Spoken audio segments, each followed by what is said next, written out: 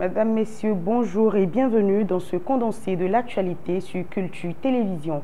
Édition 2020 du Festival de contes Adjrou, Fidèle Anator et son équipe s'activent pour l'émerveillement. Le village de contes érigé à Agomé, à Akasato, va abriter pour le conte de cette année 2020 le festival de contes dénommé Adjrou. Organisée par le comédien professionnel Fidèle Anator, cette manifestation vise à revaloriser le patrimoine de l'oralité, notamment le conte qui a perdu considérablement du terrain au profit des outils de la nouvelle technologie. Il s'agit d'une véritable fête qui sera initiée autour de 6 arts de l'oralité comme à l'ancienne. Du 19 au 21 juin 2020, un coffret de contes sera proposé aux amoureux des arts, de l'oralité et de la scène. Il est prévu que l'événement se déroule dans le strict respect des gestes barrières compte tenu du contexte de la pandémie qui sévit. À cet effet, cette 6e édition, au lieu d'accueillir les spectateurs sur le site de la manifestation, sera transmise via les canaux digitaux et réseaux sociaux. Une manière d'épargner les fanatiques du conte des risques de la Covid-19. Promotion de la destination Mono, le projet Sirtoum outille les hommes de médias. La structure intercommunale GI Mono, porteuse du projet Sirtoum, initie au profit des chargés de communication du Mono une formation sur les techniques et outils de l'écriture et de la photographie journalistique.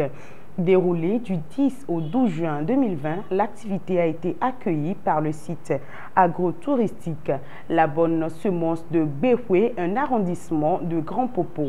Les communes tierces bénéficiaires du projet de création d'un circuit touristique intercommunal durable pour le Mono Sirtoum ont été représentées par le chargé de communication lors de la formation organisée à leur profit par le groupement intercommunal du Mono, GI Mono.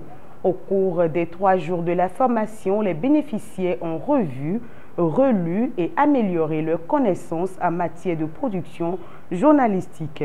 Sous la direction d'une équipe de consultants conduite par Happy Goudou, la rencontre de la bonne semence a valorisé l'amélioration des connaissances et savoir, le germe de nouvelles graines en matière de l'écriture des textes journalistiques de bonne qualité.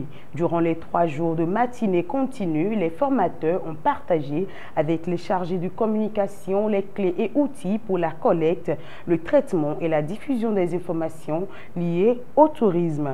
Elles généreront des semaines et mois à venir des fruits rentables pour la promotion et la valorisation de la destination Mono.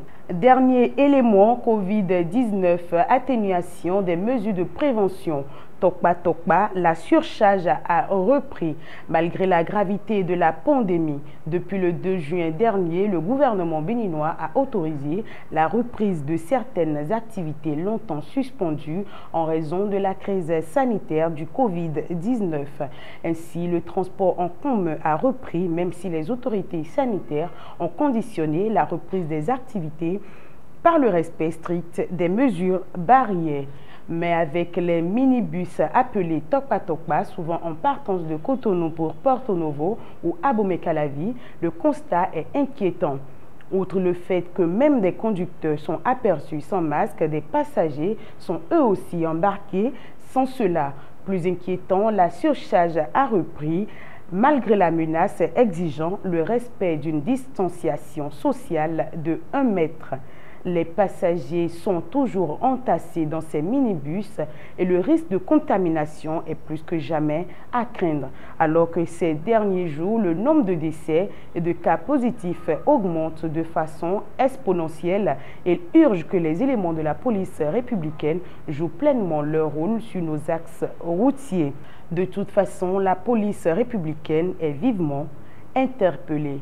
Ainsi se referme ce condensé de l'actualité que nous vous remercions d'avoir suivi. Passez une agréable journée en compagnie des programmes de Culture Télévision.